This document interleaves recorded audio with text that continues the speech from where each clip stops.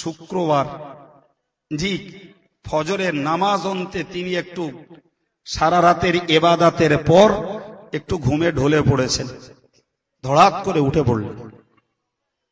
বিবিকে ডেকে বলেছিলেন, ও বিবি শোনো, এই মাত্র রসুলের সঙ্গে আমার জিয়ারাত নসিব হয়েছে। রসুলের সঙ্গে জিয়ারাত হয়েছে। আমি রসুলুল্লাহকে লক্ষ্য করে দেখলাম, রসুল, আবু বকর, ওমর সব ইফতারি নিয়ে বসে রয়েছেন। রসুল আমাকে বললেন, হে উসমান, তোমার জন্য অপেক্ষা করছি, তুমি দ্রুত চলে এসো। হযরত ওসমান বললেন, এই স্বপ্ন থেকে আমি উপলব্ধি করছি আমার শহীদ হওয়ার সময় হয়ে এসেছে। রসুল ইফতারি নিয়ে অপেক্ষা করছে মানে আমার সময় আর নেই। জি, তিনি পাক সাফ হলেন, ভালো পোশাক পরিচ্ছদ পরলেন, আতর খুশবু ব্যবহার করলেন, জুমার পূর্বে কোরআন শরীফ নিয়ে পড়তে বসলেন তার গৃহের ছাদে। তিনি বিশ্বাস করিয়ে নিয়েছেন মনের দিক দিয়ে, ওই স্বপ্ন তার বিশ্বাসের ভিত্তি, যে রসুল যখন ইফতারি নিয়ে বসে রয়েছে, ইফতারি হয় দিনের শেষে সন্ধ্যাবেলা, সুতরাং আমার সময় ঘনিয়ে এসেছে, সন্ধ্যা হয়ে এসছে, রসুল অপেক্ষা করছেন মানে আমি আর থাকবো না। বাস্তব তার স্বপ্ন তাই খাটল। জি, তিনি কোরআন শরীফ পড়লেন, কোরআন শরীফ পড়ছেন, সেই অবস্থায় যে আমি নাম বলবো না, নাম বললে ব্যাখ্যা অন্যদিকে যাবে। জি, কেউ যে তার দাড়ি ধরলো, কেউ যে তার প্রতি তলোয়ার প্রয়োগ করলো। হযরতের বিবি নায়লা বিনতে ফারাবসা, তিনি তলোয়ারটাকে হাত দিয়ে বাধা দিলেন, তার 3টে আঙুল কেটে বেরিয়ে গেল, টোটাল কোরআন শরীফ রক্তাক্ত হলো। শত্রুপক্ষ পিশাচরা তার বাড়িতে রক্তাক্ত কোরআন, রক্তাক্ত জামা মেরে দিয়ে চলে গেল। এসব তো ইমাম হুসাইন হুজুরের ইন্তেকালের পূর্বে, তার শহীদ হওয়ার আগে। কেন মুসলমানের কাছে সেই মানুষগুলোর স্মরণ নেই? এমনি জানি ওসমান গনি নবী সাহাবী জান্নাত, ঠিক আছে, কিন্তু যে জাকজমক করে মুহররমের নামে কারবালার ইতিহাস স্মরণ করা হয়, ইমাম হুসাইন হুজুরকে স্মরণ করা হয়, এই যে মানুষগুলোর কথা আপনারা জানেন, আমি স্মরণ করাচ্ছি মাত্র, এরা কি যোগ্য নন? আল্লাহর বান্দা মনে রাখুন, খলিফাতুল মুসলিমিন হযরত আলী কাররামাল্লাহু ওয়াজহাহু, যিনি নবী পাকের একদিকে বংশীয় সম্পর্কে চাচাতো ভাই, অপর দিকে জামাই, আর একদিকে রাসূল কর্তৃক ঘোষিত জান্নাতি, এটাকেও মনে রাখা দরকার। নবী নিজে বলেছেন, আমি মুহাম্মদুর রাসূলুল্লাহ, যার বন্ধু, যার অভিভাবক, আলী তার বন্ধু, আলী তার অভিভাবক। জোরে বলুন।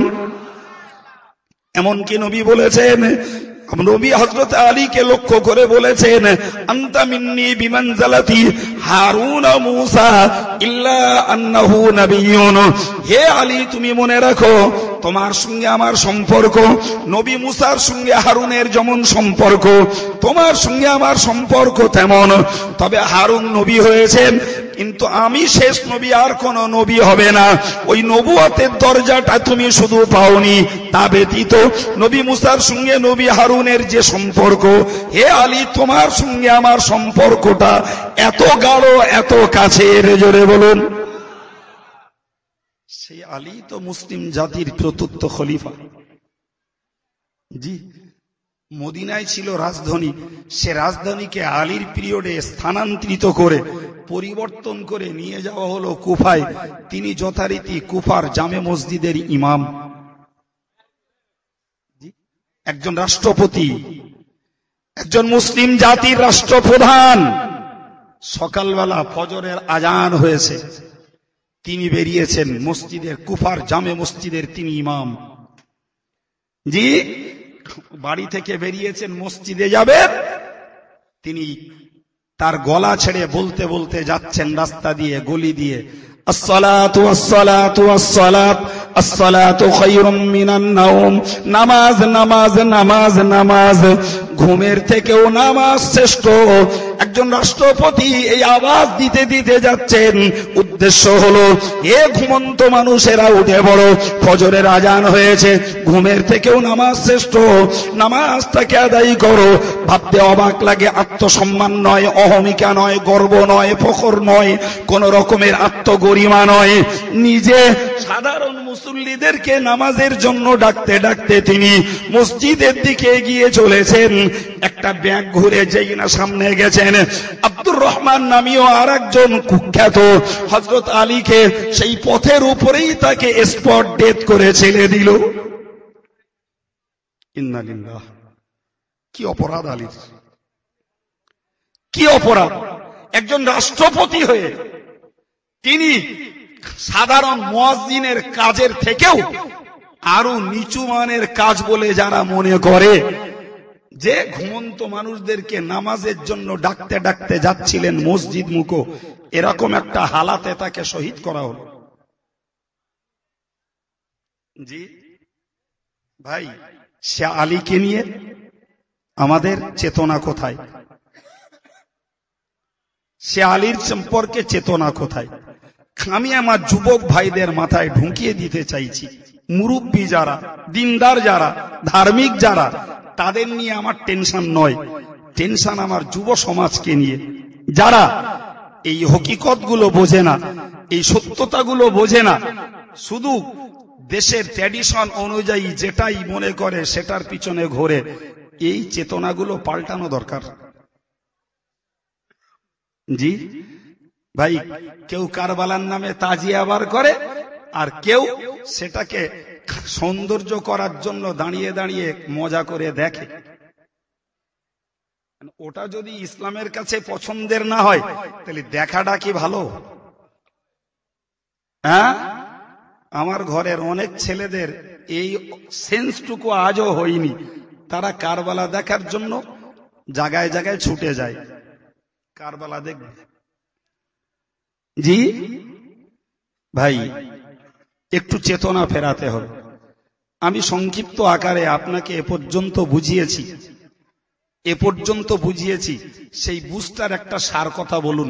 হযরত আবু বকর, হযরত ওমর, হযরত ওসমান, হযরত আলী, জি এই মানুষগুলো, এবং ইমাম হাসান রাদিয়াল্লাহু আনহু, এনারা কি আমাদের দৃষ্টিতে কেউ অপরাধী? বাবা,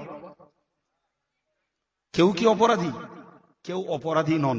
তাহলে অপরাধ না করার পরেও জি পৃথিবীর সেই স্বর্ণ যুগের ইতিহাস আমাদেরকে বলছে, বিনা অপরাধেও এই নির্মল পরিচ্ছন্ন নিরপরাধী মানুষগুলো শত্রুদের কাছে নির্মমভাবে নির্যাতিত হয়েছেন, শহীদ হয়েছেন। আজকে 1400 বছর পরে যদি ভাবি, তাহলে একথা নিশ্চিত বলতে হয়, হযরত আবু বকরকে যদি বিষ পান করা হয়ে থাকে, তাহলে সেটি রীতিমতো তার ন্যায় এবং সত্যের উপরে প্রতিষ্ঠিত থাকার জন্যই। হযরত ওমরকে যদি নামাজের হালাতে মারা থাকে, হক কথার হক বিচার করার জন্যই। হযরত ওসমানকে যারা শহীদ করেছে অন্য কোনো কারণ নয়, ওসমানের নামে মিথ্যা দোষ আর মিথ্যা বদনামকে সত্যে রূপায়িত করে ওসমানকে তারা অপরাধী হিসাবে তারা মেরেছে। হযরত আলী কাররামাল্লাহু ওয়াজহুর প্রতি যথারীতি পক্ষপাতিত্বের দোষ দিয়ে তাকে মারা হয়েছে। ভাই, 1400 বছর আগের সেই স্বর্ণ যুগে যদি এই অবান্তর মিথ্যা বদনাম অপযশ এগুলোর কারণে যদি জান্নাতি মানুষগুলো অত্যাচারীদের কাছে শহীদ হয়ে থাকে, তাহলে 1400 বছর পরে এসে স্বীকার করতে বাধ্য যে আজও যথারীতি মিথ্যা বদনাম অপবাদ অন্যায়ের বিরুদ্ধে, এই ন্যায়ের বিরুদ্ধে অন্যায়কারীদের শক্তি এবং যথারীতি অন্যায়ের বিরুদ্ধে লড়াই আর সমালোচনা আজও চলছে। চলে না? যদিও আমাদের দেশের কিছু মাথা মোটারা বলে, জি যা রটে তা কিছু না কিছু ঘটে। ডাহা একটা বেঈমানি কথা, কাঁচা একটা বেঈমানি কথা। জি যদি এই সাহাবীরা বিনা অপরাধে যদি শহীদ হন, তাহলে স্বীকার করতে হয় যে বিনা অন্যায়তেও গাল শুনতে হতে পারে, বিনা অন্যায়তেও মূর্খ সমালোচনা করতে পারে, বিনা অন্যায়তেও মানুষ মানুষের হকের, ন্যায়ের, সত্যের শত্রুতা করতে পারে। কথা মাথায় ঢুকছে কি? ওই কথাটা মাথা থেকে ভুলে যেতে হবে। যা রটে তা কিছু না কিছু ঘটে, এটা ডাহা বেঈমানি কথা। জি, শুধু থরো কাহিনী শুনে বাড়ি গেলে হবে না, এই শিক্ষাটা মনে রাখতে হবে। ভাইরা আমার, আমি আপনাকে বোঝাই, হযরত ইমাম হুসাইন রাদিয়াল্লাহু আনহুর পালা, ইমাম হুসাইনের পালা এবার। জি, আবু বকর, ওমর, ওসমান, আলী, নিজের ভাই হাসান সব গেছেন, রিদওয়ানুল্লাহি তাআলা আলাইহিম আজমাইন, সবাই চলে গেছেন। ইমাম হুসাইনের পালা। ভাই, ইমাম হুসাইন সম্পর্কে এক কথাই বলতে পারা যায়, তিনি একজন নিরেট নিপাট আল্লাহওয়ালা। তার আল্লাহওয়ালা, আল্লাহ ভক্তি, রসুল ভক্তি, সুন্নতের তাবেদারি, জিকির, পরেজগারিতার বিন্দু পরিমাণ কোন ছিদ্র ঘাটতি ছিল না। বলুন সুবহানাল্লাহ, একটু জোরে বলুন সুবহানাল্লাহ। ভাই, তবে একটা ব্যাপার, ইতিপূর্বে চুক্তি স্বাক্ষরিত ছিল। জি, হযরত ইমাম হাসান যখন শহীদ হলেন, তো এর পরে চুক্তি স্বাক্ষরিত ছিল, এর পরবর্তী খলিফা হিসাবে মনোনীত হবেন হযরত ইমাম হুসাইন। জি, কিন্তু কালের চক্র ইমাম হুসাইনের খেলাফতির সময় যখন চলে এলো, তখন আচমকা দেখা গেল এজিদ খলিফা হয়েছে। হে ছেলেরা, একটা শিক্ষা মাথায় রাখুন, ইসলাম গণতন্ত্রের ধর্ম, রাজতন্ত্রের নয়। ইসলাম গণতন্ত্রের ধর্ম। জনগণ যাকে নেতা নির্বাচন করবে, ইসলাম তার পক্ষে। কথা বুঝে আসেনি? যে কারণে রাসূলুল্লাহ তার লাইফে, তার জীবনে সাহাবীরা জিজ্ঞাসা করলেও কাউকে তিনি খলিফা নির্বাচন করে রেখে যাননি। যে রাসূল অনেক ভবিষ্যৎবাণী উল্লেখ করেছেন, সে রাসূল তো বলে যেতে পারতেন যে আমার পরে আবু বকর হবে, আবু বকরের পরে ওমর হবে, ওমরের পরে ওসমান হবে, ওসমানের পরে আলী হবে। আপনি রেকর্ড দেখাতে পারবেন না, কোরআন হাদিসকে তন্ন তন্ন করে কোথাও মিলবে না যে রাসূল এমন কোন নাম নির্বাচন করেছেন। কেন করেননি? এই জন্য করেননি, আমি রাসূল যদি কারো নাম নির্বাচন করে যাই, তাহলে জনগণের মতামত পেশ করার অধিকার নষ্ট হয়ে যাবে। কথাটা বোঝা গেল কি? জনগণের মতামত পেশ করার অধিকার নষ্ট হবে, এটা সম্ভব না। যে জন্য সাহাবায়ে কেরাম রাসূলুল্লাহকে জিজ্ঞাসা করলেও রাসূল তার স্পষ্ট কিছু নির্বাচন দেননি। তবে রাসূল যখন চরম অসুস্থ, রাসূল যখন চরম অসুস্থ, সেই পিরিয়ডে মসজিদে নববীর ইমামের জায়গা খালি। সাহাবায়ে কেরাম রাসূলকে বললেন, ইয়া রাসূলুল্লাহ, নামাজের ওয়াক্ত হয়েছে, কে নামাজ পড়াবে? আল্লাহ পাকের হাবিব বললেন, মুরু আবু বকরিন ফাইউসাল্লি, তোমরা আবু বকরকে বলো আবু বকর ইমামতিটা করে নামাজটা পড়িয়ে দিই। কি জোরে বলুন, আর একটু জোরে বলুন। হযরত আম্মা জান আয়েশা সিদ্দিকা রাদিয়াল্লাহু আনহা ওই সময় বলেছিলেন, ইয়া রাসূলুল্লাহ, ইয়া হাবিবাল্লাহ, আমার আব্বা অত্যন্ত নরম দিলের মানুষ, আপনার জায়গায় তিনি যখন দাঁড়াবেন, আপনাকে না পেয়ে কেঁদে জারে জার হয়ে যাবে। সুতরাং আপনি আমার আব্বার মতো নরম দিলের মানুষটাকে ইমামতি করতে দিবেন না, অন্য কাউকে বলুন। রাসূলুল্লাহ আয়েশার দাবিকে মেনে নেননি। রাসূলুল্লাহ আয়েশা একবার না বারবার বলছিল, তবুও রাসূলুল্লাহ বারবার বলছিলেন, তোমরা আবু বকরকে বলো আবু বকর নামাজের ইমামতিটা করুক। ভাই, হাজার হাজার সাহাবার ভিতর থেকে রাসূল বেঁচে থাকতে তার দুর্বলতার পরিপিরিয়ডে ইমামতির জায়গায় যখন ইমামতি করতে দিলেন হযরত আবু বকরকে, এ থেকে একটা ইঙ্গিত পাওয়া যায় যে রাসূলের পরবর্তী মুসলিম জাতির দায়িত্বশীল ব্যক্তি আবু বকরই যথেষ্ট। কিন্তু জানেন, এরপরেও রসুল যখন ইন্তেকাল করলেন, সমগ্র মুসলিম জাতি তখন এক কথায়, আমাদের দেশের বাংলায় যারে বলে হাতা গাতা ছেড়ে দেওয়া, সব মুহ্যমান। হযরত আবু বকর একটু দূরে ছিলেন, খবর পেয়ে এলেন, রসুলের চেহারা থেকে কাপড়টাকে তুললেন, চোখ দিয়ে টপ টপ করে পানি পড়ছিল, শুধু একটা কথাই বললেন যে আপনার উপরে দ্বিতীয় আর মরণ আসবে না, যেটা আসার এসেই গেছে।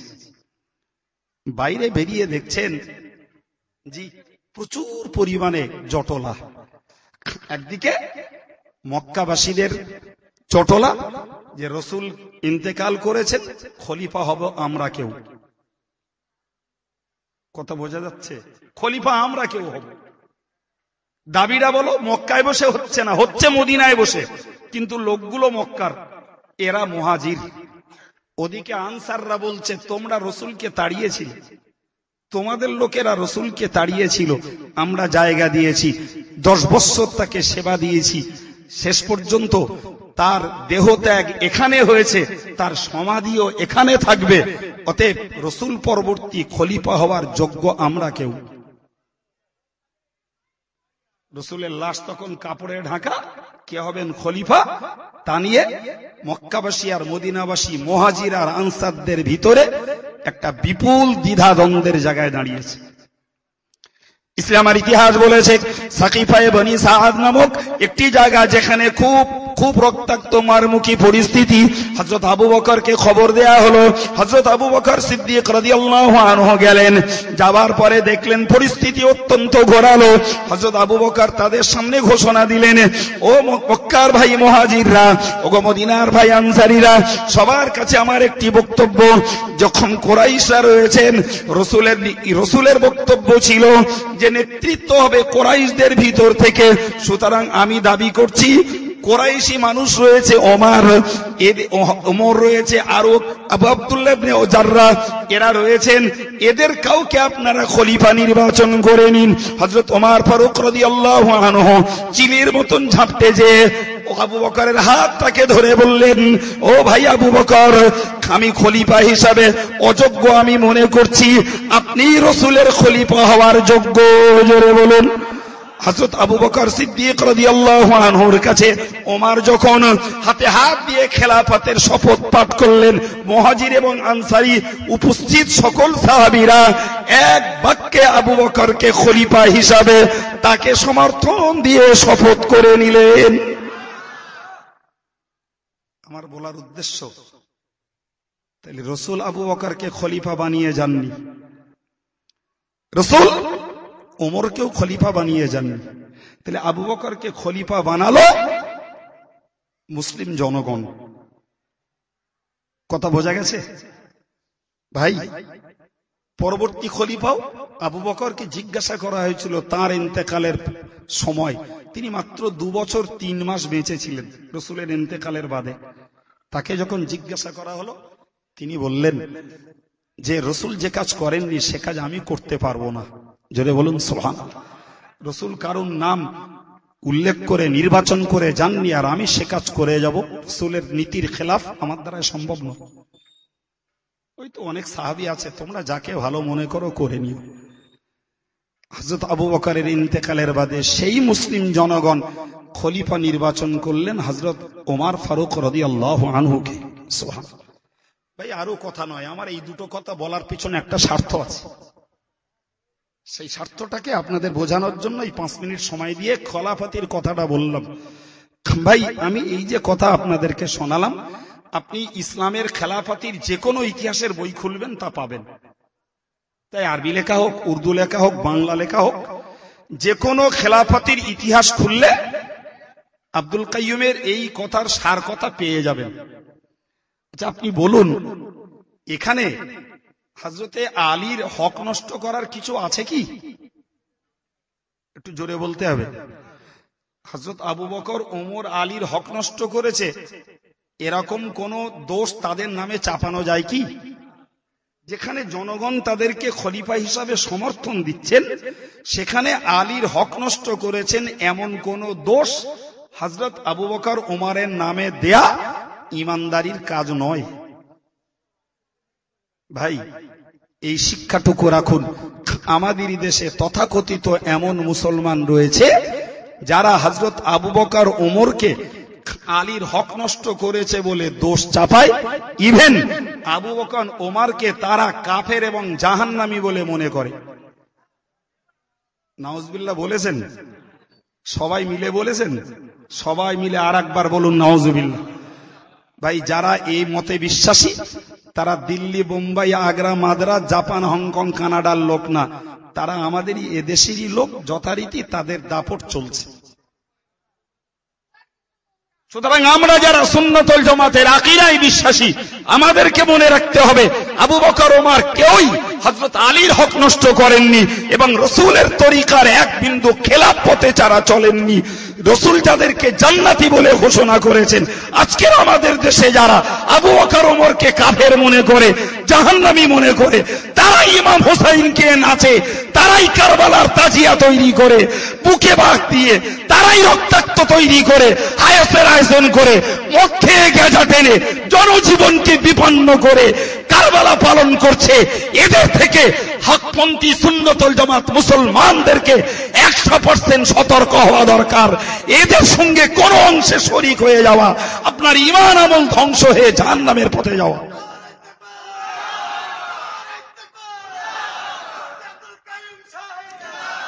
ভাইরা আমার, সত্য কথা বলার লোকের অভাব। জি, দেশময় চলছে, দেশময় চলছে। যাদের এই দৌরাত্ম্য, যার সঙ্গে ইসলামের কোনো সম্পর্ক নেই, ভাই এদের থেকে আমাদেরকে 100 ভাগই 16 আনাই সতর্ক হওয়া দরকার। যদিও অনেক মুসলমানের নাক কাটা, তাদের ঘরে ছেলে মেয়ে বিয়ে দেয়। আমি খুব গল্প করছি মনে হচ্ছে, হ্যাঁ? তাদের ঘরে ছেলে মেয়ে বিয়ে দেয়, তাদের সঙ্গে গলে গলে মিলে এক কাপে চা চুমুর দেয়। খুব সাবধান। মহরম মানে হই হই নয়, আর ওই শুধু কারবালায় এ মরেছে সে মরেছে বলে খুঁতখুত করার নাম মহরম না। ও তো 10 টাকার বই পড়ে হদ্দম বলা যায়। কেডাকার পানি দেয়নি, কেডাকার জিজ্ঞেস হলো, কেডা কি করে মেরেলো, হদ্দম বলা যায়। আর ওই মিথ্যা গল্পে ভরা রয়েছে বিষাদ সিন্ধু, ওই একটা পড়লি জি নিজে কাঁদা যায় আর মেয়ে ছেলেগুলোর হদ্দম কাঁদানো যায়। সকিনা বলে একবার টান দেওয়ার উপায় আছে? এই করে হচ্ছে দেশের মহরম পালন। জি ভাইরা আমার, মনে রেখে দিন, আমি আপনাকে বোঝাতে চেয়েছি যে কথা, ইসলাম গণতন্ত্রের ধর্ম, ইসলাম রাজতন্ত্রের ধর্ম নয়। রাজার ছেলে রাজা হবে, ইসলামে বিশ্বাসে বিশ্বাসী নয়। ইমাম সাহেবের ছেলে যোগ্যতা জোগাড় করবে না, ইমাম হয়ে যাবে। ডাক্তারের ছেলে লেখাপড়া শিখবে না, টেলিস্কোপ ঝুলিয়ে খানিক বোতলে পানি ভরে বসে যাবে আর লোকে রুগী হয়ে যাবে ওষুধ খেতি। বাইরে আমার মুফতির ছেলে ফতোয়া জানবে না, বুঝবে না, বাপের বেটা হয়ে মুফতি সেজে বসে থাকবে। বাপ পীর ছিল বলে ছেলের গুণ নেই, যোগ্যতা নেই, পরেশগারিতা নেই, খোদা ভীরুতা নেই, পীর সেজে বসে থাকলো। মূর্খ জনগণ জিন্দাবাদ দিয়ে উড়িয়ে দিল। এই ইমানদার মুসলমান, নিশ্চিত করে মনে রাখুন, এর সঙ্গে ইসলামের কোনো সম্পর্ক নেই নেই নেই। ইসলাম গণতন্ত্রের ধর্ম না, ইসলাম রাজতন্ত্রের ধর্ম নয়। ইসলাম গণতন্ত্রের ধর্ম, যোগ্যতা যার পদ তার। কথা বলতে পারে, যোগ্যতা যার। জি, ইমাম যদি ইমামের জায়গা দাঁড়াবেন, যোগ্যতা যদি থাকে চৌধুরীর ঘরের বাচ্চার, ইমামের বেটার যোগ্যতা না থাকলে তাকে জায়গা থেকে সরিয়ে চৌধুরীর ঘরের বাচ্চাকে ইমামতির জায়গায় দেওয়াই ইসলামের বিচার। জি, আজকে দেশে চলছে মূর্খতার রাজিত্ব। তাই বাপের যোগ্যতা ছিল বলে সেই সুবাদে ছেলের নামে বাজার তৈরি হচ্ছে। হারগিজ ছেলের ভিতরে সে যোগ্যতা নেই, এতটুকু বুঝবার মতো মাপকাঠিও এই কম্পিউটার যুগের বহু বহু মানুষের নেই। এরা মনে করে বাপ ইমাম তো ছেলে ইমাম, বাপ পীর তো ছেলে পীর, বাপ মুফতি তো ছেলেও মুফতি, বাপ মাস্টার তো ছেলেও মাস্টার। এর নাম ইসলাম নয়। জি ভাই কেন বললাম কথা এবার বুঝুন। হযরত আমিরে মুআবিয়া রাদিয়াল্লাহু আনহু, যিনি রাসূলে পাকের প্রিয় সাহাবী, তার সব থেকে বড় বৈশিষ্ট্য হলো অন্যমনস্ক হবেন না। আব্দুল কাইমের কথা প্রত্যেকটা শুনতে হবে, একটা বাদ দেবেন খাপছাড়া হবে। একটা কাহিনী 1.5 ঘন্টা ধরে বলা লোক আমি না। হযরত আমিরে মুআবিয়া রাসূলের সাহাবী, তার সব থেকে বড় বৈশিষ্ট্য হলো আল্লাহু আকবার, রাসূলের কাছে যে ওহীগুলো আসতো 4 জন লোকে লিখতেন। আরে ভাই, জিবরাইল রাসূলের কাছে ওহী এনেছেন আল্লাহর নির্দেশে, তো সে কি এসেছে না এসেছে সে তো কেউ জানে না। এই জানতো কি? রাসূল বলবেন তবে তো জানবে। তো রাসূল যেটা বলতেন সেইটা লেখার জন্য 4 জন দায়িত্বের লোক ছিলেন। তার মধ্যকার একজন হলেন হযরতে আমিরে মুআবিয়া রাদিয়াল্লাহু আনহু। এখন বলুন, যে ওহীর উপরে সারা পৃথিবীর ইসলাম ধর্মের বিধান দাঁড়িয়ে আছে, কথাটা মাথায় ঢুকেছে না ঢুকিনি? আর ইসলামের বিধান দাঁড়িয়ে আছে কিসের উপরে? ওহীর উপরে। ওহী মানে আল্লাহর পাঠানো আদেশ, আল্লাহর পাঠানো বিধান, যার উপরে দাঁড়িয়ে আছে বিশ্ব মুসলমানের ইসলামী জীবন। সেই বিষয়টা রাসূলুল্লাহ যে মানুষটাকে দিয়ে লেখাচ্ছেন, সেই মানুষটা রাসূলের কাছে বিশ্বস্ত কিনা একটু জোরে বলবেন ভাই। কতটা বিশ্বস্ত না হলে রাসূলুল্লাহ তাকে দিয়ে লেখান? যদি রাসূল নিজে পড়তে পারতেন দেখে, তাহলে বলা যেত লিখুক, তারপর ভুলভাল হলে সোজা করে দেব। কিন্তু রাসূল তো আক্ষরিক ভাবে পড়তে পারতেন না। পারতেন কি? জি না। কাকে আলিফ বলে?